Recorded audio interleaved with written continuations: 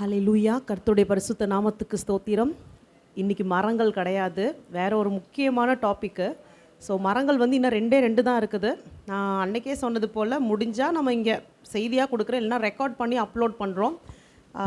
அடுத்த காரியத்துக்குள்ளாக ஆண்டவர் கொண்டு போனதுனால நம்ம இப்போ அதை குறித்து தியானிக்க ஆரம்பிக்கலாம். இஸ்ரவேல் ஜனங்களுடைய 12 கோத்திரங்கள் பற்றி எடுக்கணும்னு சொல்லி நான் நினச்சிருந்தேன். ஆனால் ஆண்டவர் என்ன பண்ணார் அப்படின்னா, அதை யோசிக்கும், அது ஆல்ரெடி நான் எழுதின மெசேஜ் தான், வேறு இடத்துல கொடுத்த மெசேஜ் தான். ஆனால் ஆண்டவர் என்ன பண்ணார், இஸ்ரவேல் ஜனங்களை எதிர்த்த கோத்திரங்கள் அவங்க இருக்காங்க இல்லையா, ஸோ அப்படி நடத்தினார். சொல்லப்போனால் பயங்கர போராட்டத்தோடு தான் இந்த மெசேஜே ஆரம்பித்தேன். ஆனால் அவ்வளோ ஸ்ட்ராங்காக ஆண்டவர் பேசினதுனால இதை குறித்து ஆராய்ந்து பார்க்கணும் அப்படின்னு சொல்லி நினச்சேன். ஸோ இன்றைக்கி நாம் மோவாபியர்கள், அம்மோனியர்கள், ஸோ இந்த 2 ஜாதியை குறித்து தான் நம்ம பார்க்க போகிறோம். ஏன்னா இஸ்ரவேல் ஜனங்களை எதிர்த்த ஜாதிகள் நிறைய உண்டு. ஸோ இஸ்ரவேல் ஜனங்களை தானே எதிர்த்தாங்க, அப்படி கிடையாது. எப்பயுமே ஒரு விஷயம் புரிஞ்சுக்கோங்க, ஒரு ஆவி செயல்படுது அப்படின்னா இதை ஃபஸ்ட்டு ஞாபகம் வச்சுக்கோங்க, அப்போ தான் நம்ம மெசேஜை புரிஞ்சுக்க முடியும். எங்கேயுமே ஒரு ஆவி செயல்படுது, சாத்தானுடைய ஒரு கிரியை வெளிப்படுது அப்படின்னா அந்த நபர்களை நீங்கள் கொன்றலாம், இல்லை அவங்க செத்து போயிடலாம், ஒரு தேசத்தையே கூட நீங்கள் அழிச்சிடலாம். ஆனால் அந்த ஆவிகள் சாகாது, நல்லா புரிஞ்சுக்கணும். அது என்ன பண்ணால் அங்கேருந்து அடுத்த ஆள் எங்கேயாவது ஒரு இடத்துல அது கிரியை செய்து கொண்டே தான் இருக்கும். கடைசியில் அக்கினி கடலில் தள்ளப்படுற வரைக்கும் இந்த ஆவிகள் கிரியை செய்து கொண்டே தான் இருக்கும். வேறு ஊரில் வேறு பெயர்களில் அதை வணங்கி கொண்டு தான் இருப்பாங்க, அதுவும் கிரியை நடப்பித்து கொண்டு தான் இருக்கும். ஸோ இதை ஃபஸ்ட்டு ஞாபகத்தில் வச்சுக்கோங்க. அப்படி தான் நம்ம ஒவ்வொரு ஜாதியை குறித்தும் நம்ம பார்க்கலாம். ஸோ இன்றைக்கி மோவாபியர்கள், அம்மோனியர்கள், அதுலேயும் நம்ம விசேஷமாக அம்மோனியர்களை தான் அதிகமாக தியானிப்போம். நேரம் இருந்துச்சுன்னா அடுத்த வாரம் நான் உங்களுக்கு மோவாபியர்களை குறித்து எடுப்பேன். மோவாபியர்களையும் அம்மோனியர்களையும் நீங்கள் வேறாக பார்க்க முடியாது, 2 பேரும் அண்ணன் தம்பி. ஸோ இவங்களுடைய பேக்ரவுண்ட், ஒரிஜின் என்ன அப்படின்னு சொல்லி பார்த்துட்டு இந்த ஆவிகள் எப்படி செயல்படும், நீங்கள் கற்பனை பண்ணுறதுக்கு மேலே இந்த ஆவிகளுடைய செயல்பாடு இருக்கும். நீங்கள் இது இவ்வளோ ஈஸியாக அப்படி கடந்து போகவே முடியாது. ஸோ கவனமாக கேளுங்க, நிச்சயமாக சொல்கிறேன், போர் அடிக்காது, ரொம்ப இன்ட்ரெஸ்டிங்காக இருக்கும், சரிங்களா? ஸோ மோவாபியர்கள், அம்மோனியர்கள் இவங்க எங்கேருந்து வந்தாங்க, இவர்கள் யார் அப்படின்னு நீங்கள் பார்த்தீங்கன்னா அது ஒரு கதையாட்டம் சொல்லிடுறேன், நமக்கு தெரிந்த சம்பவம் தான். ஆதியாகமத்தின் புஸ்தகத்தில் 19வது அதிகாரம், ஆதியாகமம் 19 30லேருந்து 38 வரைக்கும் நீங்கள் வாசித்து பார்த்தீங்க அப்படின்னா நம்ம எல்லாருக்குமே தெரியும், ஆபிரகாம், லோத்து 2 பேர் இருக்கிறாங்க. ஸோ ஆபிரகாமுடைய அண்ணன் பையன், ஸோ அந்த மாதிரி நெஃப்யூன்னு சொல்லலாம், அந்த மாதிரி தான் லோத்து இருக்கார். 2 பேரும் ஒன்றாக சேர்ந்து தான் இருக்கிறாங்க. அவர்களுக்குள்ளாக அந்த மந்தை மேய்ப்பர்களுக்கெல்லாம் பிரச்சனை வரும்போது 2 பேரும் ஒரு முடிவெடுக்கிறாங்க, நான் ஒரு பக்கம் போகிறேன், நீ ஒரு பக்கம் போ. அப்போ லோத்து தேர்ந்தெடுத்தது சோதோம் கொமோரா. ஸோ அந்த பட்டணங்களை தேர்ந்தெடுக்கிறாரு. அந்த காலத்தில் இந்த பட்டணங்கள் ரொம்ப செல்வ செழிப்பாக இருந்த பட்டணங்கள். ஸோ ஒரு 5 பட்டணம் இருக்கும், அந்த 5ல் 2 தான் சோதோம் கொமோரா. அது இல்லாமல் இன்னும் 3 பட்டணங்கள் இருந்தது, நல்ல செல்வ செழிப்பாக இருந்த பட்டணங்கள். பார்க்க அந்த செழிப்பை பார்த்தபோது லோத்துவுக்கு ஆசை வருது, அவர் அங்கே போகிறாரு. அங்கே போய் அவருக்கு திருமணம் ஆகுது. இப்போ அந்த லோத்துனுடைய மனைவி யார், அந்த இதுக்குள்ளே நம்ம போக வேணாம். அந்த ஊர் பொண்ணா, இந்த ஊர் பொண்ணா, கல்யாணம் பண்ணி தான் அங்கே போனாரா, அந்த காரியத்துக்குள்ளே வர வேண்டாம். அந்த ஊருக்கு போய் இருக்கிறாரு. அந்த ஊரில் அவருக்கு மனைவி 2 பெண் பிள்ளைகள் இருக்காங்க. ஸோ இந்த லோத்துவின் குடும்பம் அங்கே இருக்கிற நாள் வரைக்கும் அங்கே இருக்கிற பாவத்துக்கு உடன்படாமல் இவர்கள் விலகி தான் வாழ்ந்து கொண்டு இருக்கிறாங்க. ஸோ இதை நான் முன்னாடி நிறைய தடவை உங்களுக்கு மென்ஷன் பண்ணியிருப்பேன், கொஞ்சம் ஆழமாக பார்க்கலாம். ஸோ அங்கே இருக்கிற நாட்களில் இந்த 2 பெண் பிள்ளைகளும் எந்த ஒரு பாவத்திலும் ஈடுபடவில்லை, அப்படி தான் அந்த வசனம் சொல்லுது. ஏன்னா நமக்கு தெரியும், சோதோம் கொமோராவை அழிப்பதற்காக தேவன் தூதர்களை அனுப்பின போது தூதர்கள் அந்த பட்டணத்துக்குள்ளே வரும்போது லோத்து கரெக்டாக ஐடென்டிஃபை பண்ணுறாரு. அதே போல் லோத்து அந்த ஜனங்களுக்கு பிரசங்கித்ததாக பின்னாட்களில் வசனங்களும் இருக்குது. ஸோ அவர் அங்கே இருந்தாலும் பாவத்துக்கு உடன்படலை, பட் அவருடைய வார்த்தைகளை அவர்கள் யாருமே கேட்கலை. சோதோம் கொமோரா பட்டணத்தாரை பொறுத்த வரைக்கும் வெளியிலேருந்து வர ஒரு அந்நியனை மதிக்கவே மாட்டாங்க. அந்த வழியாக போகிற வழிப்போக்கர்களை டார்ச்சர் பண்ணுவாங்க. நிறைய பாவங்கள் இருக்குது சோதோம் கொமோரா. நீங்கள் அப்படியே ஓரின சேர்க்கை பாவத்தை மட்டும் சொல்ல முடியாது, ரொம்ப கொடூரமான ஆட்களாக இருந்தாங்க. அவங்க மத்தியில் போய் ஒரு அந்நியன் வாழவே முடியாது. லோத்து எப்படி இருந்தாருன்றதே பெரிய அதிசயம்தான், புரியுதுங்களா? ஸோ அங்கே வைத்து இந்த 2 பெண் பிள்ளைகளை கரெக்டாக தான் அவர் வளர்த்துருப்பார். சுற்றிலும் பாவம், கதவை திறந்து வெளியே வந்தீங்கன்னா வீட்டு வாசப்படியில் பாவம் பண்ணிட்டு தான் இருப்பாங்க, ரோட்டில், தெருவில், எங்கே பார்த்தாலும். இப்போ இவ்வளோ நேரம் நம்ம ஜெபிச்சோம் இல்லையா, இந்த பாவம் இன்னைக்கு வரலை, அன்னையிலேருந்து வந்துக்கிட்டே இருக்குது. அதை தான் நான் சொன்னேன், அந்த ஆவிகள் சாகாது. அதை நீங்கள் வந்து ஒவ்வொரு காலகட்டத்திலையும் மேற்கொள்ளணுமே தவிர இதோட இது முடிஞ்சு போச்சுன்னு சொல்லவே முடியாது. ஸோ அப்படிப்பட்ட சூழ்நிலையில் அந்த 2 தூதர்கள் வரும்போது அந்த 2 தூதர்களை லோத்தை ஒரு வீட்டுக்குள்ளே கொண்டு போவார். அன்னைக்கு நைட்டு அந்த பட்டணத்தில் இருக்க எல்லாரும் அந்த வீட்டை முற்றுகையிட்டு என்ன சொல்வாங்க, அந்த 2 பேரை வெளியே அனுப்பு, அவர்களோடு நாங்கள் சேர வேண்டும் அப்படின்னு சொல்லி கேட்பாங்க. லோத்து நிறையா சின்ன சின்ன மிஸ்டேக்ஸ் எல்லாம் அந்த இடத்துல பண்ணியிருப்பார். சின்ன மிஸ்டேக்ஸ் தான். ஏன்னா நம்ம வந்து சில சமயத்தில் பெரிய தவறுகளை கூட நம்ம ஐடென்டிஃபை பண்ணிடலாம், ஐயோ நான் இவ்வளோ பெரிய தப்பு பண்ணிட்டேன். ஆனால் சின்ன சின்ன விஷயம் நமக்கு தெரியாமல் செய்கிறோம் பார்த்தீங்களா, அதை கண்டுபிடிக்கிறதே கஷ்டம். ஸோ லோத்துவை பொறுத்த வரைக்கும் அந்த தூதர்கள் நான் வரலன்னு சொல்லுவாங்க வீட்டுக்குள்ளார, லோத்து தான் வலுக்கட்டாயமாக கூப்பிடுவார். நல்லா புரிஞ்சுக்கணும், தேவனுடைய திட்டத்தை புரிஞ்சு செயல்படணுமே தவிர அவரோட திட்டத்தில் நம்ம சுய அறிவை கொண்டு போய் உள்ளே திணிச்சோம்னா பிரச்சனை தான். ஸோ அவர் தூதர்கள்ட்ட கேட்டிருக்கலாம், உங்கள் ஐடியா என்ன, எதற்கு வந்திருக்கீங்க என்ன, அப்படியாவது விசாரிச்சிருக்கலாம். இவரே ஒரு ஃபுல் பிளான் போட்டுட்டாரு, தூதர்கள் வந்தாச்சு என் வீட்டுக்குள்ளே கூப்பிட்டு போகிறேன், உபசரிக்கிறாரு. ஸோ அந்த ஊரை பொறுத்த வரைக்கும் அந்நியர்களை உபசரித்தா உங்களை கல்லடிச்சு கொள்வாங்க, இல்லை உங்களை பயங்கரமாக பனிஷ் பண்ணுவாங்க. அதுதான் அந்த ஊர் முறைமை. ஸோ இவர் 2 பேரை உள்ளே கூப்பிட்டு போயிருக்காரு, உபசரிக்கிறாரு. இப்போ எல்லாம் ஒன்று கூட்டிட்டாங்க. அப்பையும் லோத் என்ன பண்ணுறாரு, வெளியில் வந்து என்னிடத்துல 2 பெண் பிள்ளைகள் இருக்காங்க, புருஷனை அறியாத 2 பெண் பிள்ளைகள் இருக்காங்க, அவர்களை உங்களுக்காக வெளியே கொண்டு வந்து விடுறேன், உங்கள் இஷ்டப்படியெல்லாம் அவர்களுக்கு செய்யுங்கள்.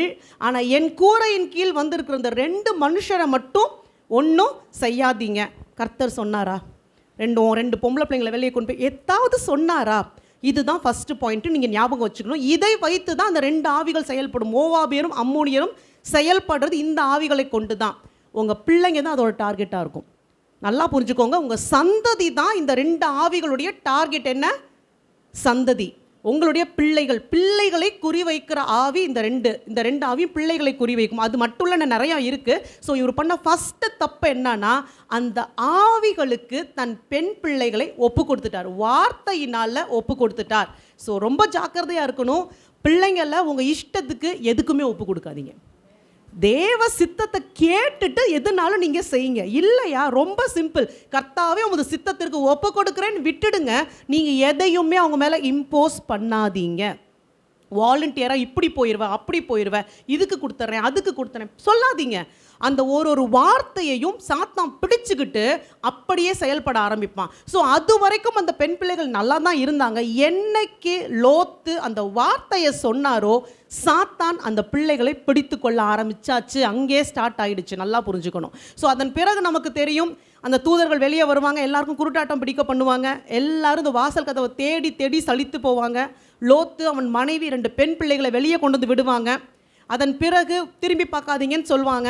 அந்த பட்டணத்தை அக்கினினால் ஃபுல்லாகவே கம்ப்ளீட்டாக அழித்து போட்டுருவாங்க. ஸோ லோத்தோட மனைவி திரும்பி பார்த்ததுனால உப்பு தூணாக அவள் மாறி விடுவாள். லோத்துவும் அவன் 2 குமாரத்திகளும் பக்கத்தில் ஒரு மலையில் போய் அதில் ஒரு கெபியில் குடியிருப்பாங்க. ஸோ இந்த 2 பெண் பிள்ளைகளுக்கு அங்கே ஒரு விசித்திரமான ஒரு எண்ணம் வரும். இந்த உலகத்தில் எல்லா ஆண்களும் செத்து போயாச்சு, 2 பட்டணம் தான் அழிக்கப்பட்டுச்சு. அவங்களுக்கு தெரிஞ்சு அங்கே இன்னும் 3 பட்டணம் இருக்குது, பக்கத்தில் தான் இருக்குது. அதுலேயும் சோவாரை வந்து தேவன் ஏன் விட்டு வைப்பாருன்னா, லோத்து ஃபஸ்ட்டு அங்கே தான் போயிருக்கேன்னு சொல்கிறதுனால லோத்துவின் நிமித்தம் தான் அதையும் விட்டு வைப்பார். ஸோ அங்கேருந்து லோத்து வந்து மலையில் போய் குடியிருப்பார்.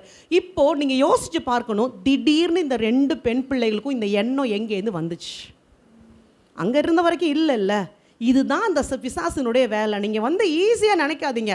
கண்டினியூஸாக நல்லா இருக்க உங்கள் வீட்டு பிள்ளை திடீர்னு வேறு விதமாக யோசிக்குது அப்படின்னா புரிந்து கொள்ள வேண்டும், அந்த பிள்ளைக்கு பிசாசினால் ஒரு தொந்தரவு உண்டாகுது. உங்கள் சிந்தனையில் எப்படி ஆவியானவர் பரிசுத்தத்தை விதைக்கிறாரோ அதே போல் சாத்தான் பாவத்தை விதைத்து கொண்டே இருப்பான். இது கண்டினியூவஸ் ப்ராசஸ்.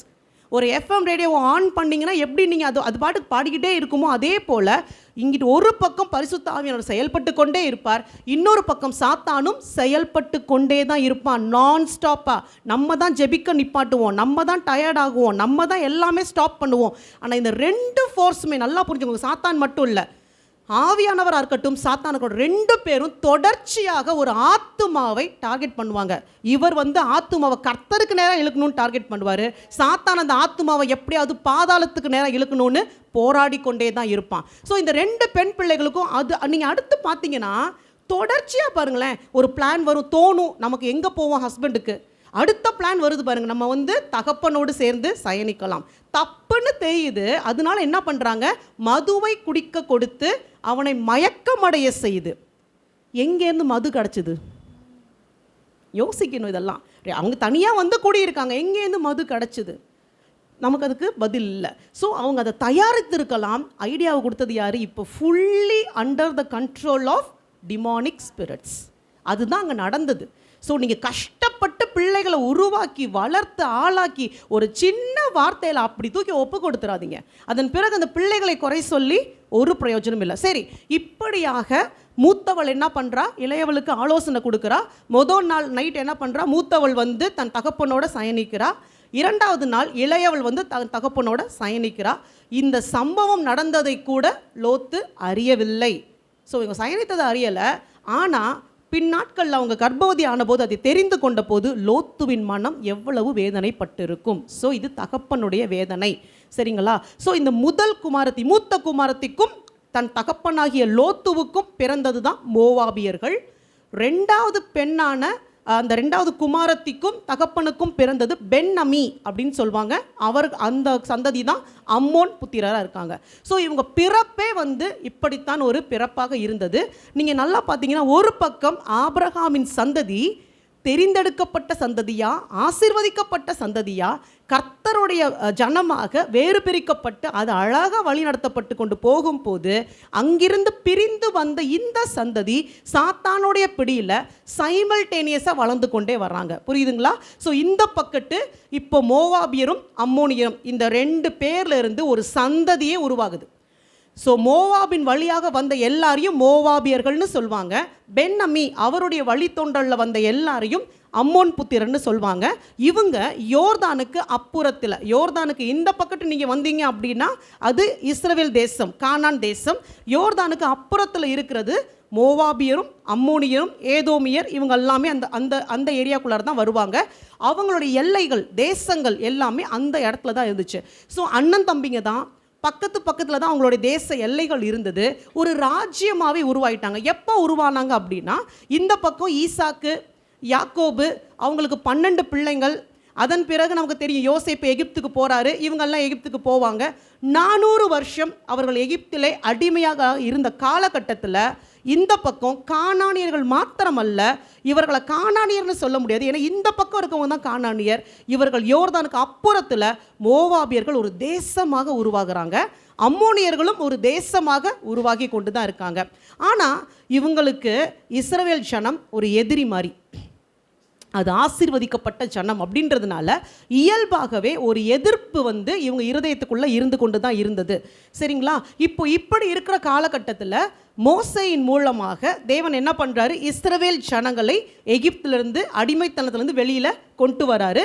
அவர்கள் இப்பொழுது கானானை நோக்கி பிரயாணப்பட்டு வராங்க. வரும்போது இவர்கள் இந்த மோவாப் தேசத்தையும் அம்மோன் தேசத்தையும் தாண்டி தான், யோர்தானை தாண்டி தான் கானானுக்குள்ளாக போகணும். ஸோ இப்படிப்பட்ட சூழ்நிலையில் இந்த அம்மோனியர்களும் மோவாபியர்களும் இஸ்ரவேலர்களை நிறைய எதிர்க்கிறாங்க. சரிங்களா? நிறைய எதிர்க்கிறாங்க. அதன் நிமித்தமாக கர்த்தருடைய இன்னும் மேலான சாபத்தையும் வாங்கி கொள்கிறாங்க. ஸோ அதை குறித்து நம்ம பார்ப்போம். இன்னும் ஒரு விஷயத்தை சொல்லிடுறேன். இந்த அம்மோனியர்களாக இருக்கட்டும், இல்லை இந்த மோவாபியராக இருக்கட்டும், இவர்களை பொறுத்த வரைக்கும் இஸ்ரவேலை அவங்க வந்து எப்படி சொல்ல, ஒரு பொருட்டாவே நினைக்கல. நான் தான் பெரிய ஆள்னு நினைக்கிறாங்க. அவங்க அந்த ரெண்டு கூட்டமும் என்ன நினச்சாங்கன்னா, எங்கள் கிட்ட படைபலம் இருக்குது, எங்களுக்கு ஒரு பெரிய ஆட்சியே இருக்குது, ஒரு ஒரு ஒரு நேஷன் இருக்குது, எங்களுக்கு ஒரு தேசம் இருக்குது. இவர்கள் பரதேசியாக வர்றாங்க. எகிப்தில் அடிமையாக இருந்தவங்க, கேட்பாரற்ற ஜனங்கள், ஒன்றத்துக்கும் பிரயோஜனம் இல்லாத ஜனங்கள்.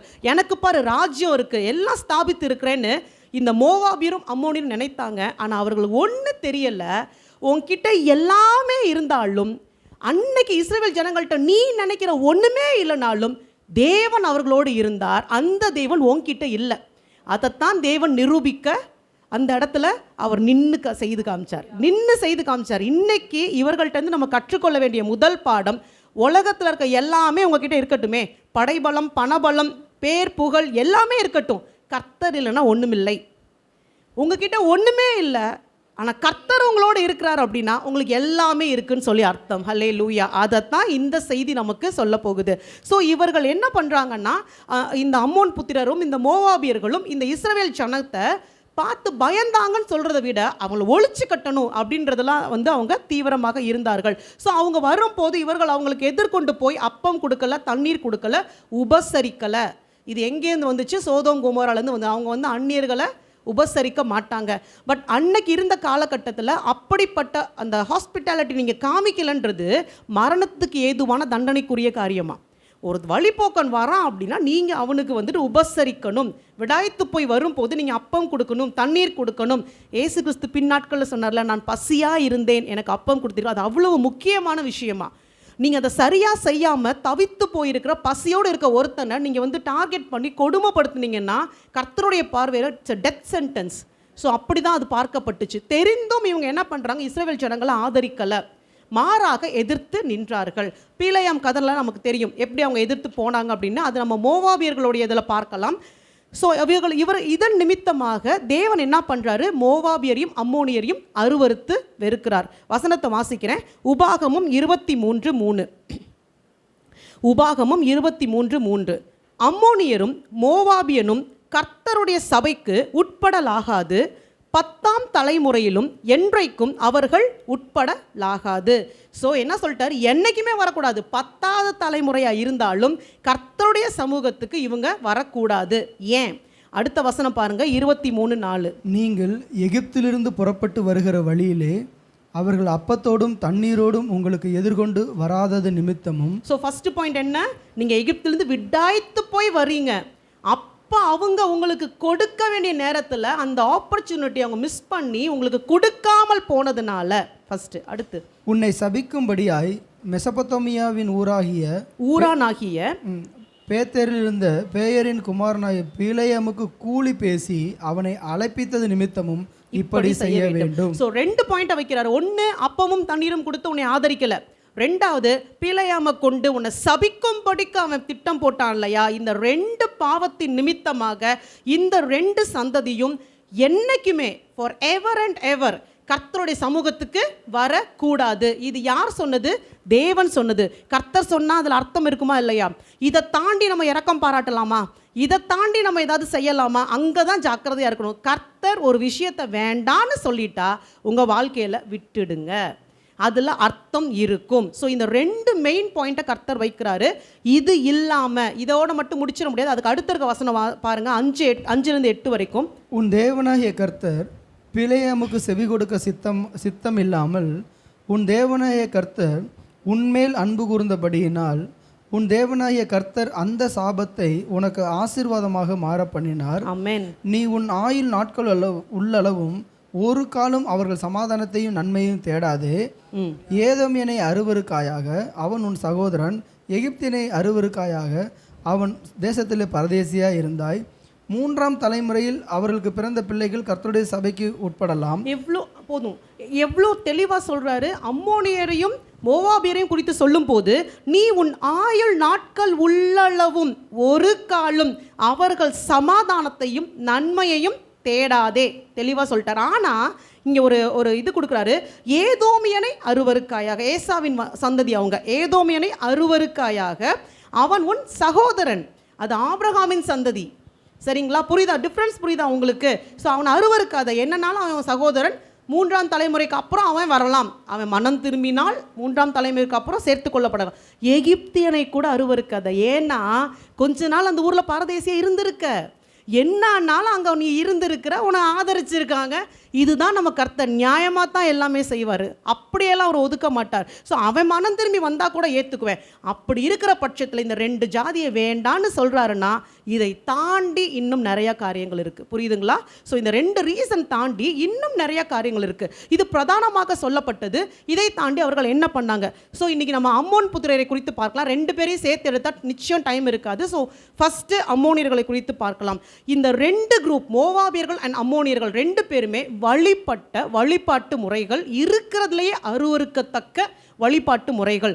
ஸோ இந்த அம்மோனியர்கள் என்ன பண்ணுவாங்க அப்படின்னு நீங்கள் பார்த்தீங்க அப்படின்னா, அவங்க கீமோஷ் காமோஷ் கீமோஷ் அப்படின்ற அந்த தெய்வத்தை தான் வழிபட்டாங்க. இந்த மோவாபியர்கள் மோளேக்கை வழிபட்டாங்க.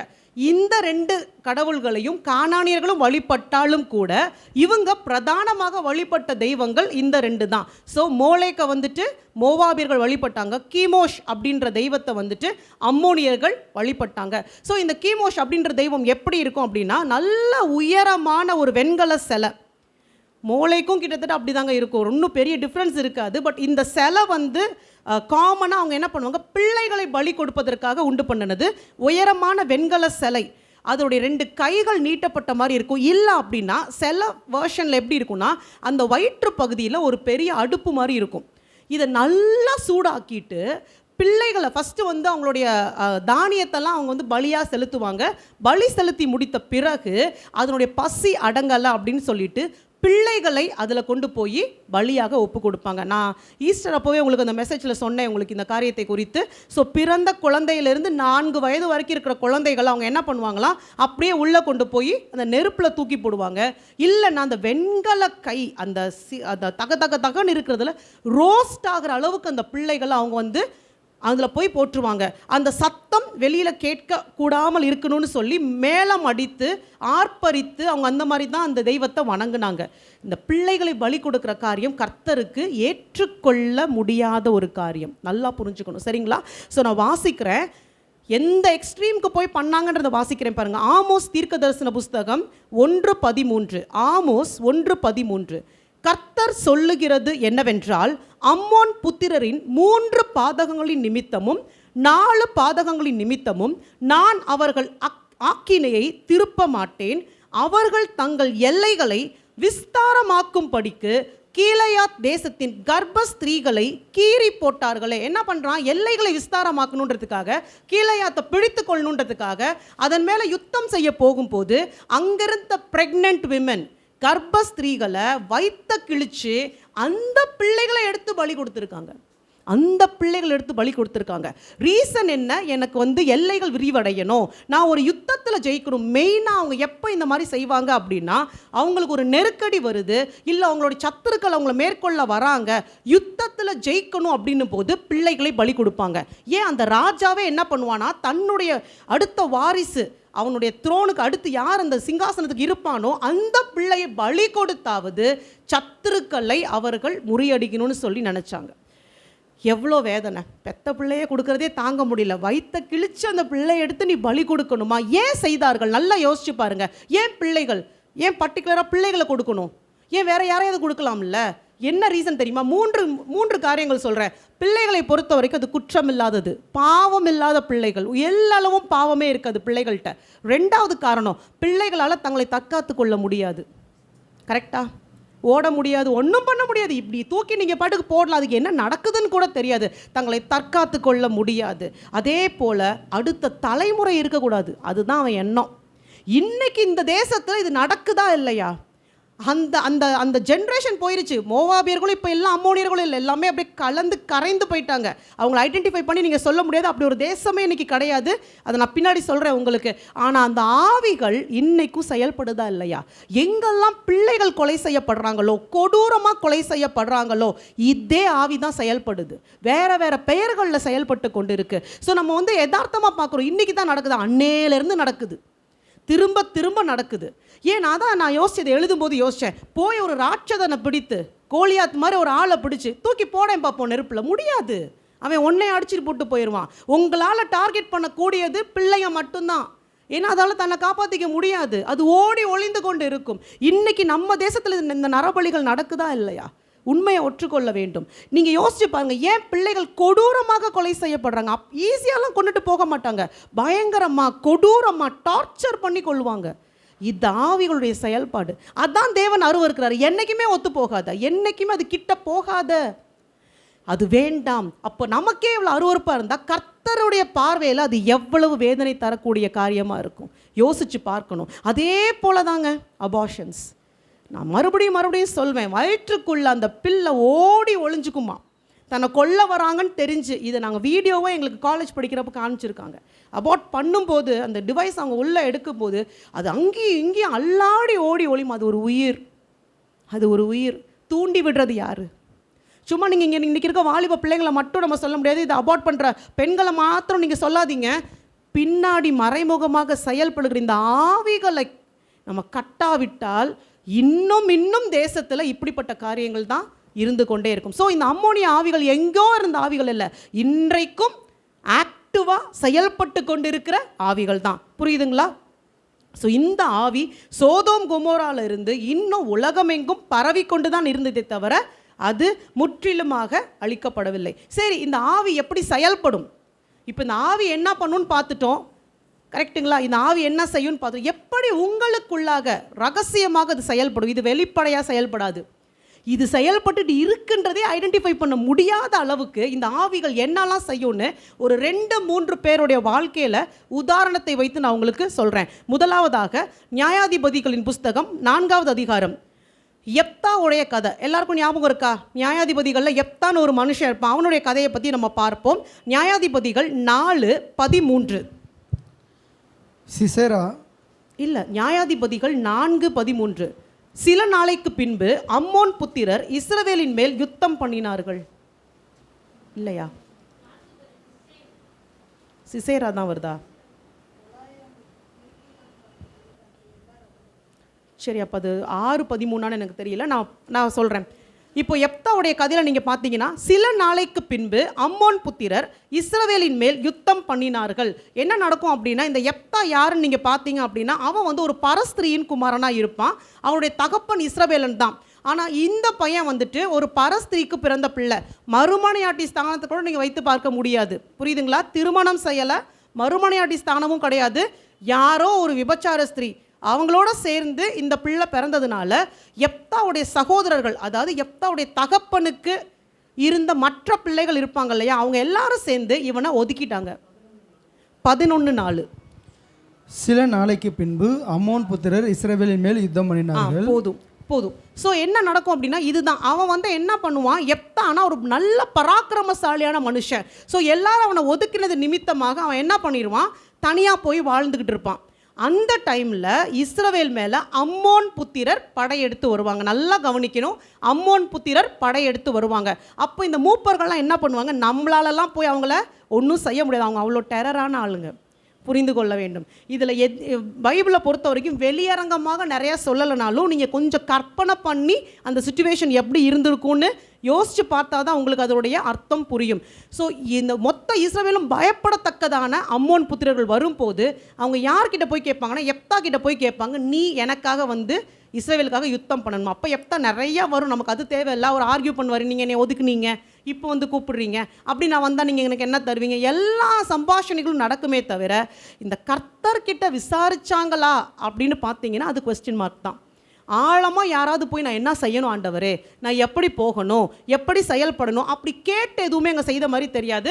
ஓகே, இப்போ இவங்க வந்து கேட்டதுனால யெப்தாக்கு ரொம்ப ஹாப்பி, என்னை ஒதுக்குனாங்க, இப்போ வந்து வாலண்டியராக என்னை வந்து கூப்பிடுறாங்க, சரி நான் பெரிய ஆள், ஓகே நான் வரேன், யுத்தம் பண்ணுறேன், ஜெயிக்கலாம். இந்த சுயபலத்தில் மட்டும் போயிடாதீங்க. யுத்தம் பண்ண போகும்போது கர்த்தர் காலில் விழுந்துருங்க எப்பயுமே. எவ்வளோ பலசாலியாகவே நீங்கள் இருந்தாலும் சரி, ஏன்னா உங்களை எதிர்த்து வர எதிரியோடைய ஃபிசிக்கல் அப்பியரன்ஸை தான் நீங்கள் பார்ப்பீங்க. ஸ்பிரிச்சுவல் அதை அடிக்கும் போது கர்த்தரை தவிர யாராலையும் காப்பாற்ற முடியாது, அது கண்ணுக்கு தெரியாத எதிரியாக இருக்கும். ஸோ யெப்தாவை பொறுத்த வரைக்கும் அம்மோன் புத்திரர் வராங்க, நான் போகிறேன், நான் பராக்கிரமசாலி, போயிட்டாரு. ஆனால் இவர் என்ன நினைக்கிறாரு, அங்கே இருக்கிற அந்த மனுஷங்களை பார்க்குறாரு, இவ்வளோ பெரிய இராணுவம், இவ்வளோ பெரிய ஆட்கள்னு பார்க்குறாரு.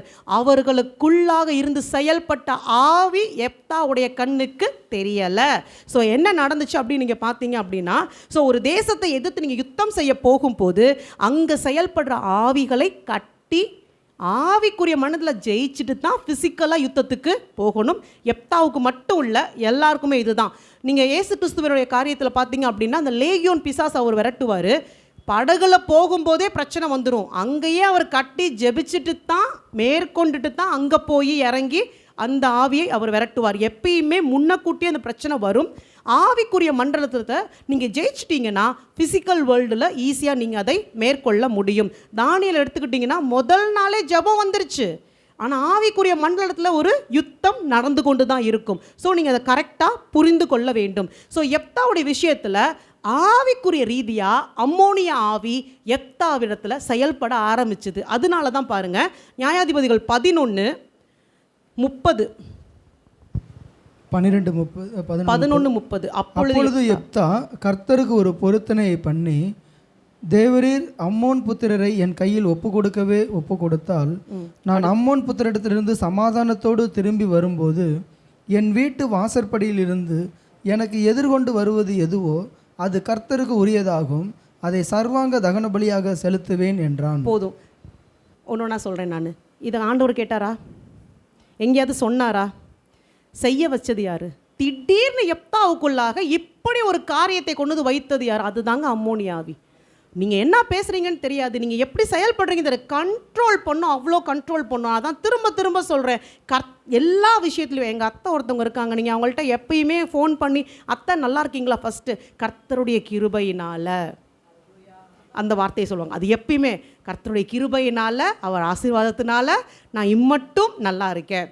சரிங்க அத்தை, இன்னொரு நாளைக்கு பார்ப்போம். தேவனுக்கு சித்தமானால், அவர் அனுமதித்தால் நம்ம இது எப்படித்தான் நீங்கள் ஒவ்வொரு முறையும் இந்த வார்த்தை மாறாமல் பேசுகிறீங்க? அதுதான் உங்கள் வாயிலிருந்து இந்த வார்த்தை எப்பயுமே வரணும். ஆண்டவரே உமக்கு சித்தமானால், நான் இங்கேருந்து புறப்பட்டு போகிறேன், அற்ப காரியமாக தெரியும், உமக்கு சித்தமானால் என் பிள்ளை இந்த ஸ்கூலில் சேர்க்குறேன், உமக்கு சித்தமானால் நான் இன்றைக்கி இதை சமையல் பண்ண போகிறேன், உமக்கு சித்தமானால் இது நல்லபடியாக உமது கிருபையின் படியாக எனக்கு வாய்க்க செய்யும். சொல்ல சொல்ல தான் பிசாசு வேற கொண்டு வந்து விதைக்க மாட்டான். இப்போ எப்படி எப்தாவுக்குள்ள இந்த தாட் வந்துச்சு? எப்தாவுக்குள்ளாக இதை வைத்தது அம்மோனிய ஆவி. அவன் அங்கே மனுஷனை பார்க்குறான், ஆவி ஆல்ரெடி அவனை ஆளுகை செய்ய ஆரம்பிச்சிருச்சு. எப்தாவுக்கு புரியலை. அதனால தான் என்ன சொல்கிறான், நான் திரும்பி வரும்போது வாசற்படியிலேருந்து எது வருதோ அங்கேயே சாத்தான் பிளான் பண்ணிட்டு அவன் பொண்ணு தான் வரப்போறா, எனக்கு அந்த ரத்தம் வேணும். கேட்டது கர்த்தர் அல்ல. எவ்வளோ பிளான் பண்ணும் தெரியுமா அம்மோனிய ஆவி? நீங்கள் அதே போல் இந்த அம்மோனிய ஆவியை பொறுத்த வரைக்கும் வேற ஒரு பிரச்சனையை கிளப்பி உங்கள் கவனத்தை அங்கே வச்சுட்டு உங்களுடைய முக்கியமான ஆணி வேற காலி பண்ணும்.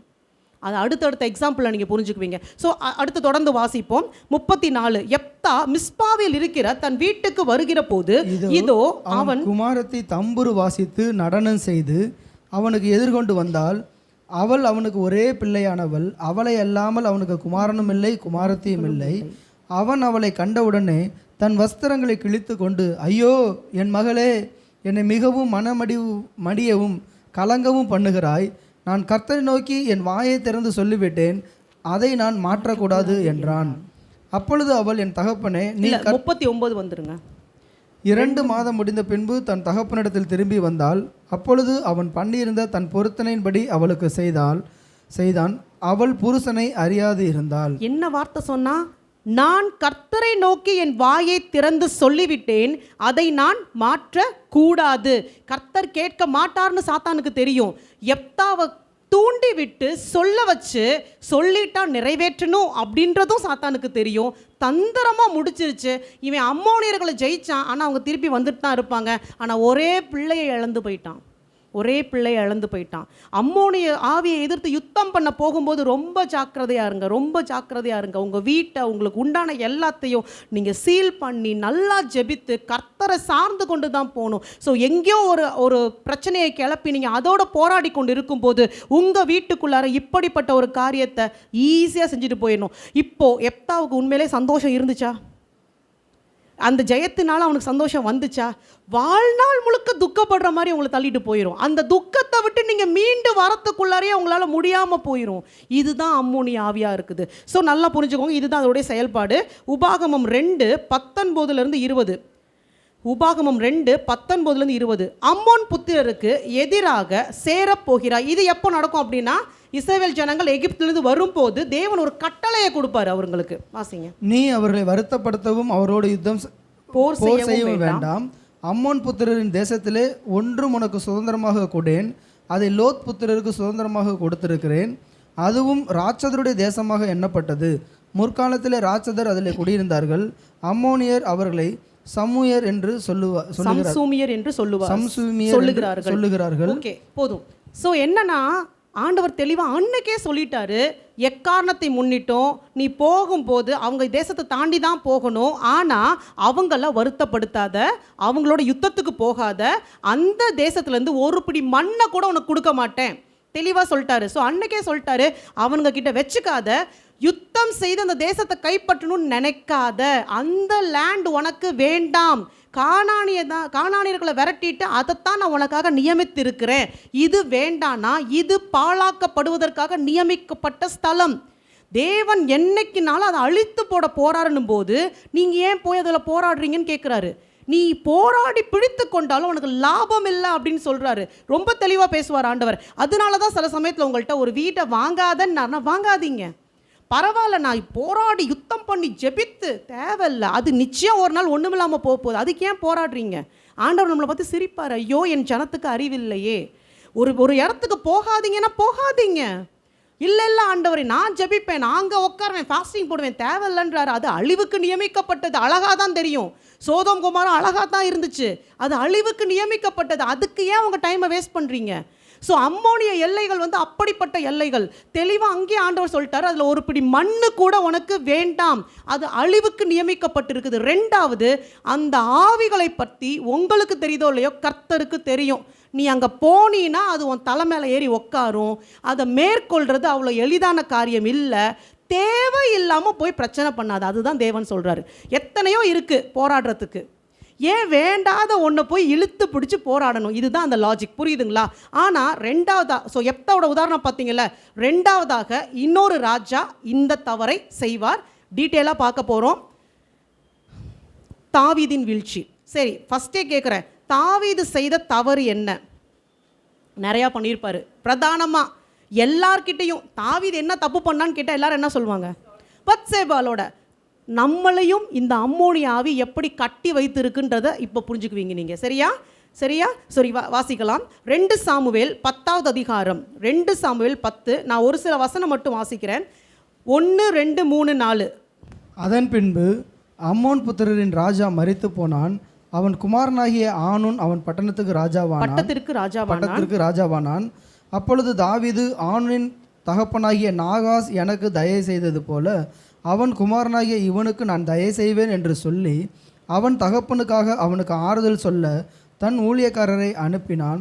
தாவீதின் ஊழியக்காரர் அம்மோன் புத்திரரின் தேசத்திலே வந்தபோது அம்மோன் புத்திரரின் பிரபுக்கள் தங்கள் ஆண்டவனாகிய ஆனூனை பார்த்து, தாவீது ஆறுதல் சொல்லுகிறவர்களை உம்மிடத்தில் அனுப்பினது உம்முடைய தகப்பனை கனம் பண்ணுகிறதாய் உமக்கு தோன்றுகிறதோ?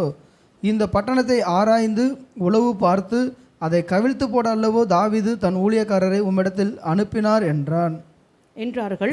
அப்பொழுது ஆனூன் தாவீதின் ஊழியக்காரரை பிடித்து அவருடைய ஒரு பக்கத்து தாடியை சிரைத்து அவருடைய வஸ்திரங்களை இருப்பிடம் மட்டும் வைத்துவிட்டு மற்ற பாதியை கத்தரித்து போட்டு அவர்களை அனுப்பிவிட்டான். போதும். ஸோ என்ன நடக்குதுன்ற சிச்சுவேஷன் உங்களுக்கு சொல்கிறேன். அம்மோன் தேசத்தினுடைய ராஜா மரித்து போகிறான். அந்த ராஜாவுடைய பையன் இப்போ பட்டத்துக்கு வந்துட்டான். தாவீதுக்கு என்ன பிரச்சனை? இவன் பாட்டுக்கு இங்கே இருக்கான், அவன் பாட்டுக்கு அவன் வீட்டில் ஒரு சம்பவம் நடக்குது. இந்த வசனம் சொல்லுது, இந்த மரித்து போன அந்த அம்மோன் ராஜா எனக்கு தயை செய்தான்னு சொல்லுது. ஆனால் வேதத்தில் எங்கேயுமே அப்படி இல்லை, அப்படி தயை பாராட்டலை. ஸோ என்ன நடக்குது? தாவீது ஏன் தன் ஆட்களை அங்கே அனுப்பி துக்கம் விசாரிக்க சொன்னா தெரியல. இதுதான் தேவையில்லாமல் வாலண்டியராக போய் நம்மளாம் மாட்டிக்கிறது. இவன் பாட்டுக்கு இவன் வேலையை பார்த்துட்டு இருந்திருக்கணும். ஸோ ஆட்களை அனுப்புகிறான். அங்கே போனால் அந்த மந்திரிகள், அந்த அம்மோன் ராஜாவினுடைய மந்திரிகள் அவங்ககிட்ட சொல்கிறாங்க, தாவீது எதுக்கு ஆள் அனுப்புகிறான்? ஜென்ம விரோதி 2 பேரும் எதுக்கு ஆள் அனுப்புகிறான்? உங்கள் அப்பா என்ன தயை செய்தார்? அப்போ என்ன நடக்குது? தாவீது ஆட்களை அனுப்பி நலம் விசாரிக்கிற மாதிரி அனுப்பி தேசத்தை வேவு பக்கத்தான் அனுப்பியிருக்கான். இது உண்மையாக இருக்கும்னு கூட சில ஸ்காலர் சொல்கிறாங்க.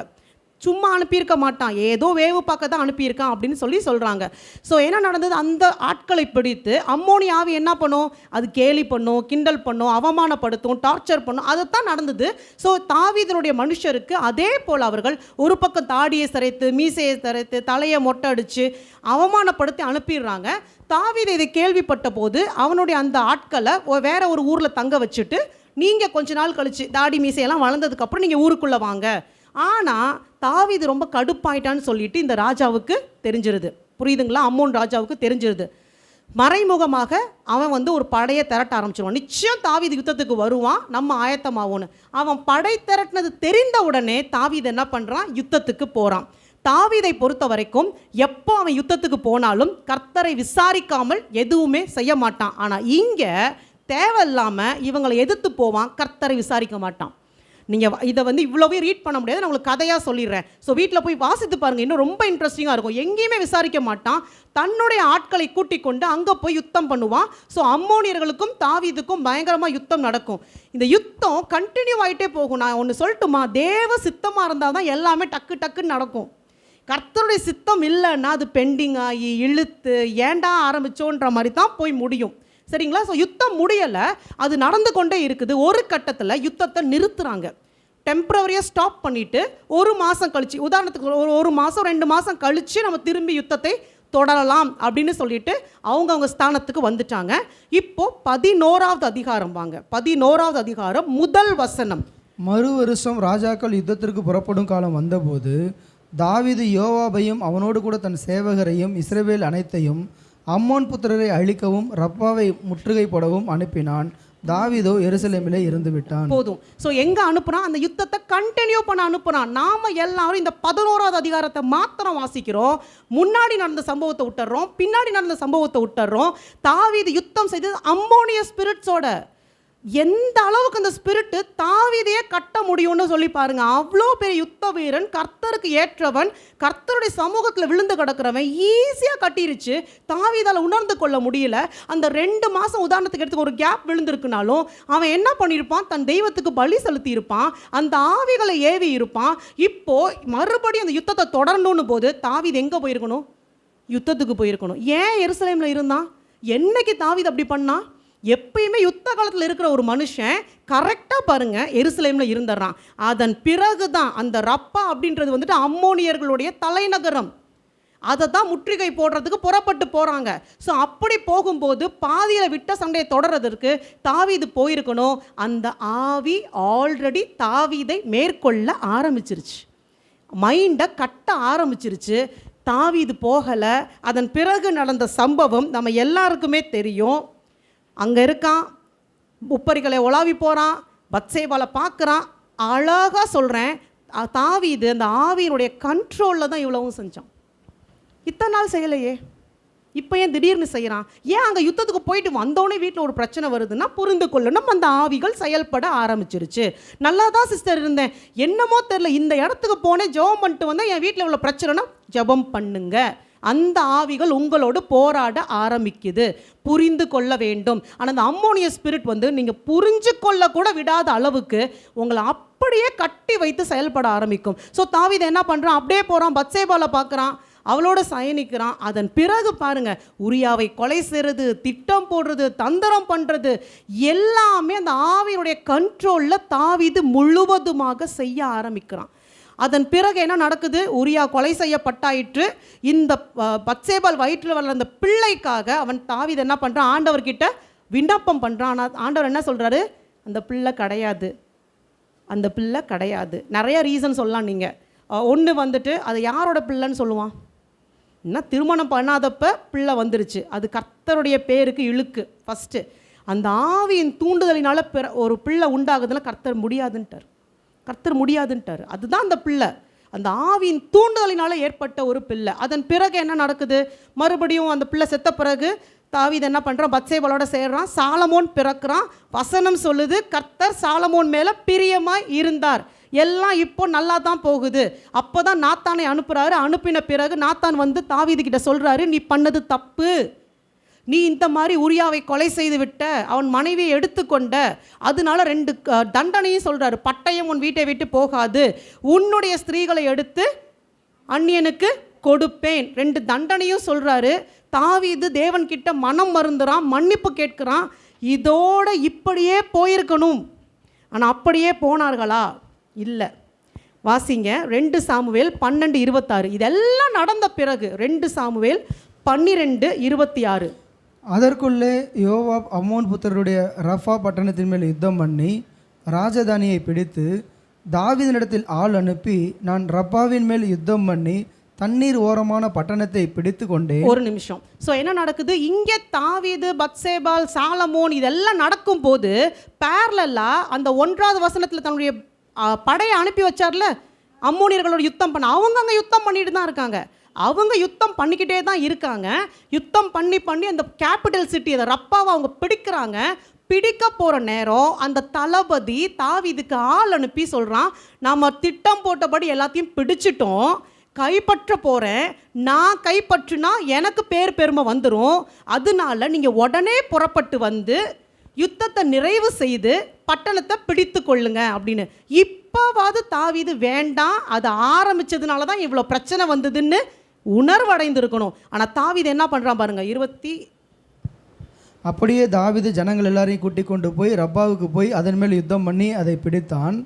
அவருடைய ராஜாவின் தலையின் மேல் இருந்த கிரீடத்தை எடுத்துக்கொண்டான். இடையில கொஞ்சம் வசனம், நான் பட்டணத்தை பிடிக்கிறதுனால் என் பேர் வழங்காதபடி நீர் மற்ற ஜனங்களை கூட்டிக் கொண்டு வந்து பட்டணத்தை முற்றுகை போட்டு பிடிக்க வேண்டும் என்று சொன்னான். அப்படியே தாவீது ஜனங்கள் எல்லாம் கூட்டிக் கொண்டு ரப்பாவுக்கு போய் அதன் மேல் யுத்தம் பண்ணி அதை பிடித்தான். எதை பிடிச்சான்? தேவன் அருவருத்து சாபோன்னு சொல்லி போகாதன்னு சொல்ற இடத்த எதுக்கு போய் பிடிச்சான்? ஏன் இவ்வளோ பிரச்சனை?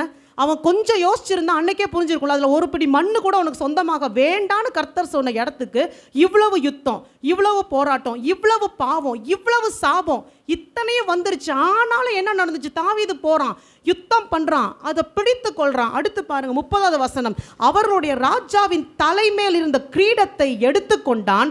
அது ஒரு தாலந்து நிறை பொன்னும் ரத்தினங்கள் பதித்ததுமாய் இருந்தது. அது தாவீதினுடைய தலையில் வைக்கப்பட்டது. பட்டணத்தில் இருந்து ஏராளமான கொள்ளையை கொண்டு போனான். தேவையா? அம்மோன் புத்திரருடைய கிரீடம் உனக்கு தேவையா?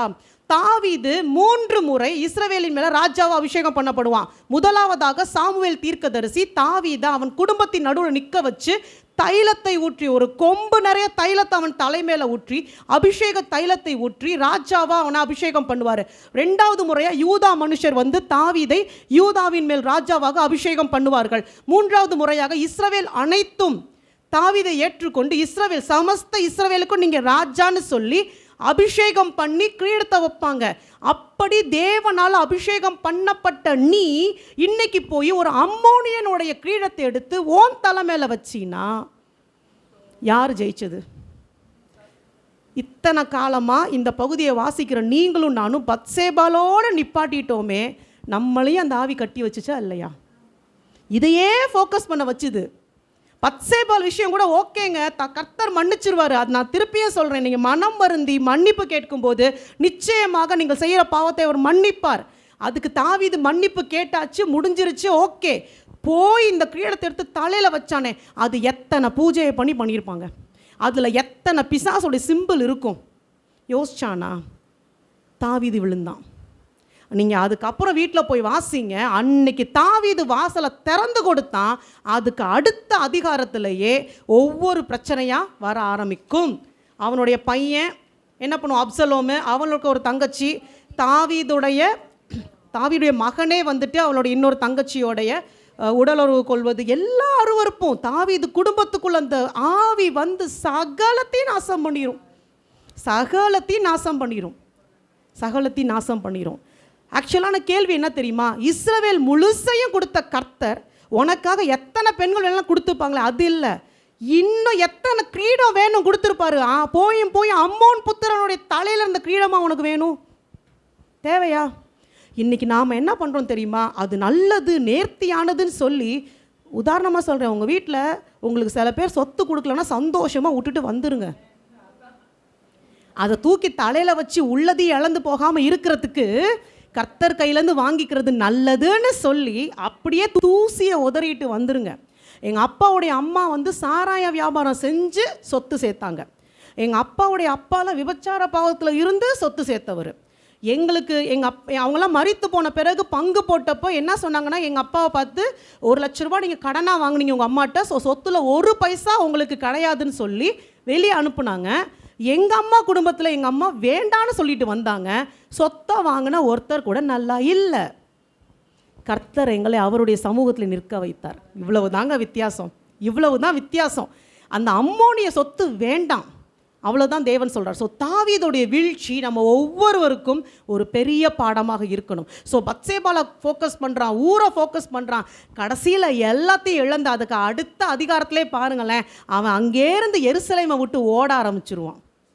ஓட ஆரம்பிச்சிருவான். உன்னுடைய இது போயிடுச்சே உனக்கு. ஸோ இதை தான் நீங்கள் வந்து புரிந்து கொள்ள வேண்டும். இன்னும் ஒரு உதாரணத்தை சொல்லி நான் முடிக்கிறேன். ப்ளீஸ் டைம் ஆச்சுன்னு நினைக்காதீங்க.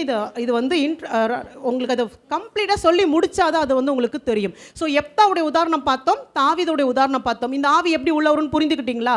இன்னொரு உதாரணம் சொல்கிறேன் உங்களுக்கு. நெகேமியாவின் புஸ்தகத்தில் 2வது அதிகாரம் 10வது வசனம். நான் பேக்ரவுண்ட் சொல்லிடுறேன் உங்களுக்கு. ஸோ எருசலேமிலிருந்து எல்லாரும் சிறைப்பிடிக்கப்பட்டு பாபிலோனுக்கு கொண்டு போகப்பட்டாயிற்று. இப்போ எருசலேமிலிருந்து தேவாலயம் இடிக்கப்பட்டுருச்சு, சுற்றி இருந்த மதில் சுவரும் இடிக்கப்பட்டாயிற்று. ஸோ எஸ்ராவின் நாட்களில் நீங்கள் பார்த்தீங்கன்னா செருபாபேல்லாம் வருவார், ஆலயத்தை கட்டிடுவாங்க. ஆலயம் கட்டி முடித்து பல வருஷங்களுக்கு பிறகு கிட்டத்தட்ட அரௌண்ட் 445 BC அப்போ தான் என்ன ஆயிரும் அப்படின்னா, அதாவது ஆலயம் கட்டி 60 வருஷம் கழித்து நெகேமியாவின் நாட்களில் அலங்கத்தை கட்டணும்னு சொல்லி நெகேமியா வருவார். ஸோ நெகேமியா வைராக்கியமாக வருவார். இங்கே வந்து பார்க்கும்போது இங்கே சூழ்நிலை எப்படி இருக்கும்னா, மீதி இருக்கிற ஜனங்கள், அதாவது பாபிலோனுக்கு சிறைப்பிடித்து கொண்டு போகப்பட்ட ஜனம் அல்லாமல் எருசலேமில் மிச்சமாக இருக்கிற ஜனங்கள் அங்கே இருப்பாங்க. பிரச்சனை என்ன அப்படின்னா, இந்த ஜனங்கள் சுற்றி இருக்கிற ஜாதியாரோடு சம்பந்தம் கலந்துருப்பாங்க. அங்கே இருக்கிற மோவாபியர்கள், ஏத்தியர்கள், எபூசியர்கள், யாராக வேணாலும் இருக்கட்டுமே, அவங்களோட பெண் கொடுத்து பெண் கொண்டு. ஸோ என்ன பண்ணுவாங்கன்னா, இந்த பாபிலோன்லேருந்து திரும்பி வந்தவங்க என்ன பண்ணுவாங்க, இவங்களை ஏற்றுக்க மாட்டாங்க. சுத்தமான யூதனுடைய ரத்தம் வந்து உன்னிடத்துல இல்லை, நீ வந்து மற்ற ஜாதியோட கலந்துட்ட அப்படின்ற அந்த ஒரு பிரச்சனை ஓடிட்டே தான் இருக்கும். ஸோ இப்படிப்பட்ட ஒரு கன்ஃபியூஷனில் தான் நெகேமியா வருவார். அலங்கத்தை மீண்டும் நாம் கட்டணும் அப்படின்னு சொல்லி அவர் ஆரம்பிப்பார். அப்படி அவர் கட்டணும்னு சொல்லி ஆரம்பிக்கும் போது சில பேர் அதை எதிர்த்து அங்கே பிரச்சனை பண்ணுவாங்க. அதை நம்ம பார்ப்போம். நெகேமியா 2:10. இதை ஓரோனியனாகிய சன்பல்லாத்தும் அம்மோனியனாகிய தொபியா என்னும் ஊழியக்காரனும் கேட்டபொழுது, இஸ்ரவேல் புத்திரரின் நன்மை விசாரிக்க ஒருவன் வந்தான் என்பது அவர்களுக்கு மிகவும் விசனமா இருந்தது. அங்க யார் இப்ப இருக்கிறாங்க? அம்மோனிய புத்திரன் ஒருவன் அங்க இருக்கிறான். அவன் பேரு தொபியா. அண்ட் அவனை குறித்து சொல்லும் போது அம்மோனியனாகிய தொபியா என்னும் ஊழியக்காரன் ஒரு பேர் வேற இருக்கு. நான் எக்ஸ்பிளைன் பண்றேன், கவனிச்சுக்கோங்க. அம்மோனியர்கள் தேவ சமூகத்துக்கு என்னைக்குமே வரக்கூடாதுன்றது கட்டளை.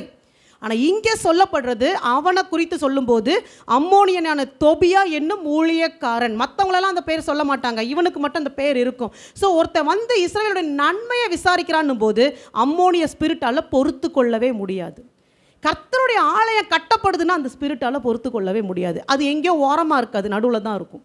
நல்லா புரிஞ்சுக்கோங்க. அது உங்களை விட்டு தள்ளி தூரத்தில் இருக்காது, பக்கத்துலேயே இருக்கும், உங்கள் கூடவே இருக்கும். கர்த்தருக்காக நீங்கள் எழும்பணும்னு நினைத்தாலோ, உங்களை யாராவது கர்த்தருக்குள்ள எழுப்ப நினைத்தாலோ இந்த ஸ்பிரிட்டால் பொறுத்து கொள்ள முடியாது. ஸோ அடுத்து நெகேமியா 2:18-20. என் தேவனுடைய கரம் என்மேல் நன்மையாக இருக்கிறதையும் ராஜா என்னோடு சொன்ன வார்த்தைகளையும் அவர்களுக்கு அறிவித்தேன். அப்பொழுது அவர்கள் எழுந்து கட்டுவோம் வாருங்கள் என்று சொல்லி அந்த நல்ல வேலைக்கு தங்கள் கைகளை திடப்படுத்தினார்கள்.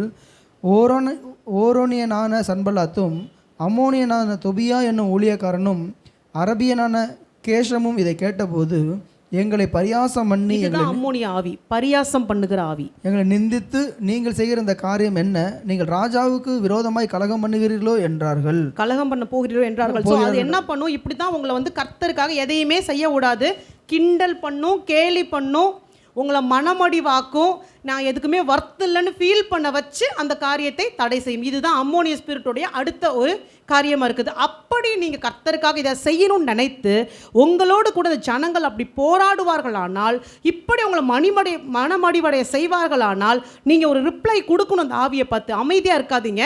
அப்படிப்பட்ட ஜனங்களை பார்த்து ஒரு ரிப்ளை கொடுங்க. 20வது வசனம்.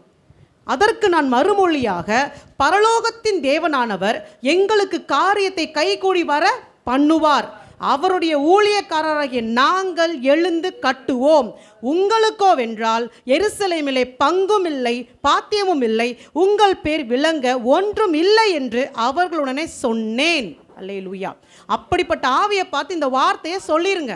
நீ என்ன வேணாலும் சொல்ல, நான் எழுந்து கட்டுவேன், எனக்கு அதனுடைய ஆசீர்வாதம் வரும், நீ பேசுகிற வரைக்கும் உனக்கு ஒன்றும் கிடையாது, நீ ஓடிப்போ, முடிச்சிருங்க. ஸோ அதே போல் நெகேமியா 4:3 பாருங்க, அவன் என்ன சொல்கிறான்னு. அப்பொழுது அம்மோனியன் ஆகிய தொபியா அவன் பக்கத்தில் நின்று, அவர்கள் கட்டினாலும் என்ன, ஒரு நரி ஏறி போனால் அவருடைய கல் மதில் இடிந்து போகும் என்றான். ஸோ நீங்கள் அதே மாரி கட்டினீங்கன்னா அடுத்து என்ன பண்ணாது, சும்மா இருக்காது, அதுக்கு மான ரோஷம்லாம் கிடையாது. திருப்பி வந்து என்ன சொன்னியோ, நீ கட்டுறியா, ஒரு நரி ஓடினா கூட இது இடிஞ்சு விழுவ போது, இதை போயா கட்டுற, காதலே வச்சுக்காதீங்க. ஸ்ட்ராங்காக இருக்கணும். நீங்கள் நெகேமியாவை போல் ஸ்ட்ராங்காக இருக்கணும். இந்த ஆவி திரும்ப திரும்ப நம்மோடு கூட போராடி கொண்டே இருக்கும். ஸோ இஸ்ரவேலின் மீதியாக அந்த ஜனங்கள் எல்லா ஜாதியாரோட சம்பந்தம் கலந்துடுறாங்க. அதனால இப்படிப்பட்ட ஜனங்கள் உள்ளே வந்து இந்த காரியங்களை செய்கிறாங்க. ஆனால் இப்போ நெகேமியாவை பொறுத்த வரைக்கும் இவன் ஒரு அம்மோனியன், இவன் தேவையில்லாமல் பிரச்சனை பண்ணுறான்ற வரைக்கும் தான் பார்த்தான். ஆனால் எதனால் இவன் இவ்வளவு ஸ்ட்ராங்காக பேசினான்றது கடைசி அதிகாரத்தில் புரியும் பாருங்க. நெகேமியா 13 1-9. அன்றைய தினம் ஜனங்கள் கேட்க மோசேயின் புஸ்தகத்தை வாசித்தார்கள். இதிலே அம்மோனியரும் மோவாபியரும் இஸ்ரவேல் புத்திரருக்கு அப்பமும் தண்ணீரும் கொடுக்க எதிர்கொண்டு வராமல் அவர்களை சபிக்க அவர்களுக்கு விரோதமாக பீலேயாமை கூலி பொருத்தி கொண்டபடியினால் அவர்கள் என்றைக்கும் அந்த சாபத்தை ஆசீர்வாதமாக திருப்பின எங்கள் தேவனுடைய சபைக்கு உட்படல் ஆகாது என்று எழுதியிருக்கிறதாக காணப்பட்டது. என்ன நடக்குதுன்னா, அலங்கம்லாம் கட்டியாச்சு, மதில் சுவர் கட்டியாச்சு. இப்போ இஸ்ரவேல் ஜனங்களை நிற்க வச்சு மோசேயின் நியாயப்பிரமாண புஸ்தகத்தை வாசிக்கிறாங்க. அத்தனை வருஷம் ஆயிடுச்சு, அதை வாசிக்க கூட இல்லை யாரும். அது என்னன்னு தெரியாத ஒரு சந்ததி தான் இப்போ அந்த இடத்துல இருக்குது. ஸோ எஸ்ரா, நெகேமியா இவங்களாம் என்ன பண்ணுவாங்கன்னா திரும்ப திரும்ப அதை வாசித்து இதுதான் நியாயப்பிரமாணம், இப்படி தான் நம்ம இருக்கணும்னு சொல்லும் போது கரெக்டாக இந்த பகுதி வருது. அம்மோனியர்களும் மோவாபியர்களும் எப்பயுமே தேவ சமூகத்துக்குள்ளாக வரக்கூடாது அப்படின்னு சொல்லிட்டு. ஸோ அதில் 3வது வசனம் பாருங்க. ஆகையால் அந்த கட்டளையை கேட்டபோது பல ஜாதியான ஜனங்களை எல்லாம் இஸ்ரவேலை விட்டு பிரித்து விட்டார்கள். ஏன்னா அவ்வளோ பேர் உள்ள கலந்துருக்காங்க. இதை கேட்ட உடனே ஆட்டோமேட்டிக்காக மற்ற ஜாதிகளை வேறு பிரித்து வெளியே அனுப்புறாங்க. 4 இதற்கு முன்னே எங்கள் தேவனுடைய ஆலயத்தின் அறைகளை விசாரிக்க வைக்கப்பட்ட ஆசாரியன் ஆகிய எலியாசிப் தொபியாவோடு சம்பந்தம் கலந்தவனாயிருந்து. இதுதான் விஷயம். ஸோ எங்கே நம்ம மதில் சுவர் கட்டும் போது எவனோ ஒருத்தன் வந்து சண்டை போடுறான்னு நெகேமியா நினச்சிக்கிட்டு இருந்தான் இல்லையா, அவனோட போராடினான்ல, அவன் யார் தெரியுமா? அந்த ஆலயம் கட்டப்பட்டாயிட்டு முன்னாடி நான் சொன்னேன், ஆலயம் கட்டி 60 வருஷம் கழிச்சு தான் மதிலை கட்ட நெகேமியா வராரு. ஆலயம் கட்டின பிறகு அங்கே ஆசாரியன் இருக்கிறாரு. அங்கே வந்து எல்லாத்தையும் பார்த்து கொள்வதற்கு ஆட்கள் இருக்கிறாங்க. இந்த அம்மோனியன் ஆகிய தொபியா அந்த ஆசாரியனுக்கு சம்பந்தம் கலந்தவன், பெண் கொடுத்து பெண் எடுத்தவன். எதில் போய் அவன் சம்பந்தம் கலந்துருக்கிறான். இன்னும் ஃபர்ஸ்ட் பாருங்க என்ன நடக்குதுன்ட்டு. முற்காலத்திலே காணிக்கைகளும் சாம்பிராணியும் பனிமுட்டுகளும் லேவியருக்கும் பாடகருக்கும் வாசல் காவலருக்கும் கட்டளை பண்ணப்பட்ட தானியம் திராட்சரசம் எண்ணெய் என்பவைகளின் மேல் தசம பாகமும் ஆசாரியரை சேர்கிற படைப்பான காணிக்கைகள் வைக்கப்பட்டிருந்த இடத்தில் ஒரு பெரிய அறையை அவனுக்கு ஆயத்தம் பண்ணியிருந்தான். எங்க ஆலயத்துக்குள்ள தேவனுடைய பரிசுத்தமான பொருட்கள் இருக்கிற இடத்துல, தசமபாகம் காணிக்கையெல்லாம் இருக்கிற இடத்துல அம்மோனியன் ஆகிய தொபியாவுக்கு ஒரு பெரிய ரூம். ஸோ அவனுடைய தலைமையில் அவனுடைய கண்ட்ரோல் இது எல்லாமே இருந்திருக்கு. ஏற்றுக்கொள்ள முடியுதா? இதுதான் அந்த ஆவி. நாம் இன்னும் நான் மது சுவரை கட்டுறேன், இவன் வந்து பிரச்சனை பண்ணிக்கிட்டு இருக்கான் போராடிட்டு இருக்கீங்க. அவன் ஆலயத்துக்குள்ள முக்கியமான ஸ்தலத்தில் உக்காந்துக்கிட்டு எல்லாத்தையும் கண்ட்ரோல் பண்ணிட்டு இருப்பான். கண்ணை கட்டிரும், தெரியாது. நெகேமியாவே யோசிப்பாரு, இத்தனை நாள் எனக்கு இது தெரியாமல் போச்சே, இப்படியே அவன் உள்ள வரைக்கும் வந்து உட்காந்துருந்தானா, அவருக்கே ஆச்சரியமா இருக்கும். நீங்கள் கண்டுபிடிக்கும் போது அம்மோனி ஆவியோட செயல்பாடு இப்படித்தான் இருக்கும். ஹல்லேலூயா. 6வது வசனம். இதெல்லாம் நடக்கும்போது நான் எருசலேமில் இல்லை, பாபிலோன் ராஜாவாகிய அர்த்தசஷ்டாவின் 32ஆம் வருஷத்திலே நான் ராஜாவினிடத்தில் போய் சில நாளுக்கு பின்பு திரும்ப ராஜாவினிடத்தில் உத்தரவு பெற்றுக்கொண்டு எருசலேமுக்கு வந்தேன். அப்பொழுது எலியாசிப் தொபியாவுக்கு தேவனுடைய ஆலயத்து பிரகாரங்களில் ஒரு அறையை ஆயத்தம் பண்ணினதினால் செய்த பொல்லாப்பை அறிந்து கொண்டேன். அதனால் நான் மிகவும் மனமடிவாகி தொபியாவின் வீட்டு தட்டுமுட்டுகளை எல்லாம் அந்த அறையிலிருந்து வெளியே எறிந்து விட்டேன். பின்பு நான் அந்த அறை வீடுகளை சுத்திகரிக்க சொல்லி தேவனுடைய ஆலய பனிமுட்டுகளையும் காணிக்கைகளையும் சாம்பிராணிகளையும் அங்கே திரும்ப கொண்டு வந்து வைத்தேன். புரிஞ்சுக்கோங்க, அலங்கத்தில் உள்ள பிரச்சனையை பார்க்கிற நீங்க உங்க ஆலயத்துக்குள்ள இருக்கிற பிரச்சனையை பார்க்க தவறி விடாதீர்கள். சுத்தி இருக்கிற பிரச்சனையவே ஃபோக்கஸ் பண்ணி குடும்பத்தின் நடுவில் இந்த ஆவி எப்படிப்பட்ட கிரியை செய்துன்றதை பார்க்க தவறி விடாதீர்கள். கண்டுபிடித்த உடனே இரக்கம் பாராட்டாமல் வெளியே அனுப்புங்க. உங்கள் சர்ச்சில் எவ்வளோ பெரிய பொசிஷனில் அவங்க இருந்தாலும் சரி, தெரியல, சாமத்தியமாக உள்ளே வந்துருச்சு, கண்டுபிடிச்சிட்டீங்க, வெளியே அனுப்பிடுங்க. ஸோ இந்த ஆவிகளுக்கு ஒருபோதும் நாம் இடம் கொடுக்க கூடாது. ஸோ சாலமோனோட இது இவ்வளவு அருவருப்புன்னு புரிஞ்சுக்கிட்டீங்க இல்லையா? ஸோ தாவீது பண்ண தவறினால சாலமோனுடைய வாழ்க்கையில் என்ன நடக்குது அதையும் நான் உங்களுக்கு சொல்லிடுறேன். சாலமோன் நிறையா பேரை திருமணம் பண்ணுவார். 700 வைஃப், 300 கான்க்யூபைன்ஸ், சரிங்களா, மறுமனையாட்டி. இதில் எத்தனை பேரோட பேர் வந்து பைபிளில் இருக்குது? எத்தனை பிள்ளைகளுடைய பெயர் பைபிளில் இருக்குது? இல்லை இருக்குது.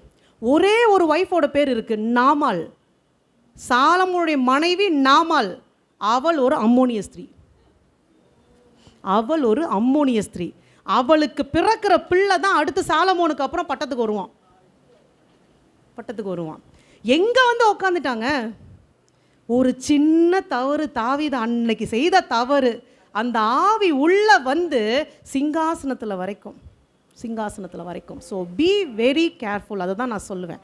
ஸோ ஒரு ஆவியை எடுத்து நீங்கள் யுத்தம் பண்ணுறீங்கன்னா அது ஈஸியான காரியம் இல்லை. சரி, ஓகே, இந்த மனுஷர் என்ன ஆனாங்க? ஸோ இது வரைக்கும் போதும்னு நினைக்கிறேன். அம்மோனிய ஆவிகள் எப்படி செயல்படுது நான் உங்களுக்கு சொல்லிட்டேன். ஸோ ரொம்ப ஜாக்கிரதையாக இருக்கணும். அப்போ இவங்களை இப்படியே விட்டுட்டாங்களா அப்படின்னு நீங்கள் பார்த்தீங்க அப்படின்னா கிடையாது. இவர்களுக்கான பனிஷ்மெண்ட் நிச்சயமாக கொடுக்கப்பட்டது. எசேக்கியல் 25 4வது வசனம். இதோ நான் உன்னை கிழக்கு தேசத்தாருக்கு சுதந்திரமாக ஒப்பு கொடுப்பேன். அவர்கள் உன்னில் தங்கள் அரண்களை கட்டி உன்னில் தங்கள் வாசஸ்தலங்களை உண்டு பண்ணுவார்கள். அவர்கள் உன் கனிகளை புசித்து உன் பாலை குடிப்பார்கள். இதே தான் நடந்துச்சு. இந்த அம்மோனிய டெரிட்டரி இவ்வளோ நல்லா எஸ்டாப்ளிஷான ஒரு ஊர் தான். ஆனால் அந்த கிழக்கிலேருந்து வந்தவர்கள் அரேபியர்கள் என்ன பண்ணாங்கன்னா அதை ஃபுல்லாக கைப்பற்றி அந்த கோட்டைகளை இடித்து போட்டாங்க, தரைமட்டமாக்கினாங்க. சொல்லப்பட்ட தீர்க்க தரிசன வார்த்தைகள் ஒவ்வொன்றும் நிறைவேறினது. அந்த லாங்குவேஜ் இல்லாமல் போயிருச்சு இன்னைக்கு. அதே போல் அந்த ஜனங்களும் மற்ற ஜாதிகளோட சம்பந்தம் கலந்து இன்னைக்கு அம்மோனியர்கள் சொல்லக்கூடியபடி ஒன்றுமே இல்லாமல் போயிருச்சு. அந்த பட்டணங்கள், அந்த ரப்பா, ஒரு காலத்தில் தலைநகரமாக இருந்த ரப்பா, போராடி தாவீது பிடித்த அந்த ரப்பா இன்றைக்கு இடிக்கப்பட்டு ஆடு மாடு ஒட்டகங்கள் மேய்க்கிற மேய்ச்சல் இடமா இருக்கு. இவ்வளவு தான் அதுக்கு நடந்தது. அதனால தான் தேவன் சொன்னார் வேண்டான்னாரு. புரியுதுங்களா? ஸோ அதில் வந்துட்டு 5வது வசனம் பாருங்க. எசேக்கியல் 25:5. நான் ரப்பாவை ஒட்டகங்களின் கொட்டகையும் அம்மோன் புத்திரனின் தேசத்தை ஆட்டுக்கிடையுமாக்குவேன். அப்பொழுது நான் கர்த்தர் என்று அறிந்து கொள்வீர்கள். சொல்லப்பட்ட தீர்க்க தரிசனம் இன்னைக்கு அப்படியே நிறைவேறி இருக்கு. வேணா ஹிஸ்டரியில் போய் பாருங்க. கர்த்தராகிய ஆண்டவர் சொல்லுகிறது என்னவென்றால், இஸ்ரவேல் தேசத்துக்கு விரோதமாக நீ கை கொட்டி உன் காலால் தட்டி வர்மம் வைத்து ஆகடையம் பண்ணினபடியினால் இதோ உனக்கு விரோதமாக நான் என் கையை நீட்டி உன்னை ஜாதிகளுக்கு கொள்ளையாக ஒப்பு கொடுத்து உன்னை ஜனங்களுக்குள்ளே வேறற்று போக பண்ணி உன்னை தேசங்களுக்குள்ளே அழித்து உன்னை நிர்மூலமாக்குவேன். அப்பொழுது நான் கர்த்தர் என்று அறிந்து கொள்வாய். இதுதான் அம்மோனியர்களுக்கு சொன்னார். அப்படியே நிறைவேறுச்சு. நல்லா புரிஞ்சுக்கோங்க. இந்த இடத்துல தேவன் சொல்கிற காரியம், இஸ்ரவேலுக்கு விரோதமாக நீ ஆகடியம் பண்ணினபடியினால். நான் எங்கேயோ ஒரு இதை மிஸ் பண்ணேன், பரவாயில்ல. அது மோவாபியர்களுக்கு சொல்லும்போது சொல்கிறேன், அவங்களுடைய பாவத்தை குறித்து சொல்லும்போது. இதே எசேக்கியல் 25:1 நீங்கள் வீட்டில் வாசிச்சு பாருங்கள்.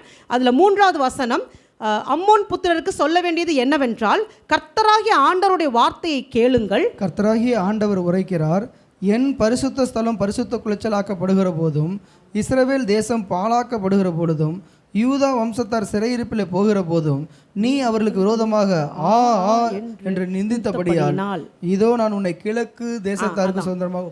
புரியுதுங்களா? ஸோ என்ன பாவம் பண்ணாங்களாம்? இஸ்ரவேலை தேவன் பனிஷ் பண்ண போது தன்னுடைய ஜனத்தை தேவன் தண்டிப்பாருங்க. நான் பெத்த புள்ள, நான் அடிப்பேன், என்ன வேணாலும் பண்ணுவேன். இன்னொருத்த கிண்டல் பண்ணால் நான் ஏற்றுக்குவேனா? அதே விஷயம்தான். இஸ்ரவேல் ஜனங்கள் தப்பு பண்ணும்போது ஒரு நாளும் தேவன் அவர்களை தட்டி கொடுக்க மாட்டார். அவர் நீதியுள்ளவர். தப்பு பண்ணால் தண்டிப்பார், ஒப்பு கொடுப்பார். அது அவங்களுக்காச்சு, தேவனுக்காச்சு. அவங்க கஷ்டப்படும் போது நீங்கள் ஓரமாக உட்காந்து நல்லா வேணும், என்ன ஆட்டம் போட்டான், என்ன பண்ணான்னு சொன்னீங்கன்னா உங்களுக்கு 2 சேர்த்து விழுவும். இது இஸ்ரவேலுக்கு மட்டும் இல்லை, நான் தான் சொல்கிறேன், இஸ்ரவேல்கிட்ட ரொம்ப ஜாக்கிரதையாக இருங்க. அவங்க தப்பு பண்ணுறாங்கன்னா ஜெபம் பண்ணுங்க, அவ்வளோதான். அதே போல தான் கர்த்தர் சொல்கிறார். இன்றைக்கி இஸ்ரவேல் மட்டும் இல்லை, ஊழியக்காரங்கள் விழுந்து போகும்போது, ஒரு சபை விழுந்து போகும்போது, ஒரு ஊழியம் விழுந்து போகும்போது எட்டி உக்காந்து நல்லா தெரியும் இதெல்லாம் தேராத கேஸ், அன்னைக்கே இதை பண்ணுச்சு அதை பண்ணுச்சு சொல்லாதீங்க. நான் திரும்ப திரும்ப சொல்கிறேன், சொல்லாதீங்க. கர்த்தருடைய ஊழியம் கர்த்தருடையது, ஊழியக்காரன் கர்த்தருடையவன், சபை கர்த்தருடையது. ஊழியக்காரனை மட்டும் பார்க்குறீங்க. ஒரு சபையில் 500 ஆத்துமா இருக்குது. ஊழியக்காரன் தவறு செய்த 500 ஆத்துமாவும் பொய்யா? அந்த ஆத்துமா எங்கே போகும்? சபை விழுந்து போனோடனே கை கொட்டி சிரிக்கும் போது சிதறடிக்கப்படுதா இல்லையா? மனதுருக்கம் வேணும், மனபாரம் வேணும். அவன் ஊழியக்காரன் தான் விழுந்து போயிட்டு அந்த ஆத்துமாக்கள் என்ன ஆகும் ஆண்டவரேன்னு முழங்கால் போட்டு ஜெபிச்சிங்கன்னா ஆசீர்வாதம். கை கொட்டி சிரிச்சிங்கன்னா சும்மா போகிற சாபத்தை வீட்டுக்குள்ளே கூப்பிடுறீங்கன்னு அர்த்தம். வீட்டுக்குள்ளே கூப்பிடுறீங்கன்னு அர்த்தம். அதுதான் அம்மோனிய ஆவி. உங்களை சிரிக்க வைக்கும். ஒரு ஊழியக்காரன் விழுந்து போகும்போது கை கொட்ட வைக்கும், நியாயம் பேச வைக்கும். இடம் கொடுக்காதீங்க. சாபத்தை வாங்கி கொள்ள வேண்டாம். கர்த்தர் எப்படியாகலும் இந்த சபையை கட்டிடுவார். அது அவருடைய சபை. எப்படியாகலும் ஊழியத்தை எழுப்பிடுவார். அது அவருடைய ஊழியம். எப்படியாகிலும் அந்த ஆத்துமாக்களை தேற்றிடுவார். ஏன் விழுந்து போன ஊழியக்காரனை கூட தூக்கி நிறுத்திடுவார். இந்த ஆகடியம் பண்ணி பேசுகிறாங்க பார்த்தீங்களா, இந்த அம்மோனிய ஆவி அவன் கண்ணை கடைசி வரைக்கும் கட்டி வச்சுருக்கோம். அவங்களுக்கு தான் பிரச்சனைகள் அதிகமாக இருக்கும். ஸோ இதுதான் அந்த அம்மோனிய ஆவி செய்கிற காரியங்கள். ரொம்ப ஜாக்கிரதையாக இருங்க. கர்த்தருக்கு சித்தமல்ல, நானும் இனிமேல் அப்படியே சொல்லுவேன். அடுத்த வாரம் மோவாபியர்களை குறித்து. ஸோ ரெண்டும் ஈக்குவல் ஸ்பிரிட்ஸ் தான், ஒன்றும் சளைச்சது கிடையாது. ஒரே ஒரு ஹிண்ட் கொடுக்குறேன், நீங்கள் வீட்டில் போய் தியானித்து பாருங்கள். இந்த அம்மோனியர்கள்கிட்ட இல்லாத ஒரு விசேஷம் மோவாபியர்கள்ட்ட இருந்துச்சு. அதுதான் பெரிய காரியமாக அவர்களுக்கு பார்க்கப்பட்டுச்சு. உதாரணத்தையும் சொல்லிடுறேன். மோவாப்லேருந்து வந்த ரூத். சரிங்களா? ஸோ அந்த டிஃப்ரென்ஸ் என்ன நம்ம அடுத்த வாரம் பார்ப்போம். நம் கண்களை மூடி ஜெபிப்போம். ஸ்தோத்திரம் ஆண்டவரே, நன்றியோடு துதிக்கிறேன் அப்பா, ஸ்தோத்தரிக்கிறேன். நாங்கள் தியானித்த இந்த ஆவிகளுடைய செயல்பாடுகளை இனம் கண்டு கொள்ளும் படிக்கு கர்த்தர் எங்களை உமது பரிசுத்த ஆவிகளை நிரப்புங்கப்பா. இப்படிப்பட்ட ஆவிகளுக்கு விலகி இருக்கவும், இவைகளின் கிரியைகளை மேற்கொள்ளவும் ஒவ்வொருவருக்கும் கிருபை தாங்க, பலன் தாங்க, ஞானத்தை தாங்க. இப்படிப்பட்ட ஆவியின் செயல்பாடுகள் எங்கள் மத்தியிலே காணப்படாத படிக்கு தேவரீர் எங்களை காத்து கொள்வீராக. ஒருவேளை இடம் கொடுத்திருப்போமானால் இன்றைக்கு எங்களுக்கு ஒரு பூரணமான விடுதலையை கொடுங்கப்பா. ஆண்டவரே, எங்கள் குடும்பங்களுக்குள்ளாக அந்த விடுதலை கடந்து வரட்டும். சபையில் அந்த விடுதலை கடந்து வரட்டும். இப்படிப்பட்ட அருவருப்புகள் ஒருபோதும் உம்முடைய பரிசுத்த ஸ்தலத்துக்குள்ள வராத படிக்கு நாங்கள் ஜாக்கிரதையாக எங்களை காத்துக்கொள்ள உதவி செய்யுங்கப்பா. உங்கள் கரத்தில் ஒப்பு கொடுக்கிறோம். இயேசு கிறிஸ்துவின் நாமத்தில் பிதாவே, ஆமென்.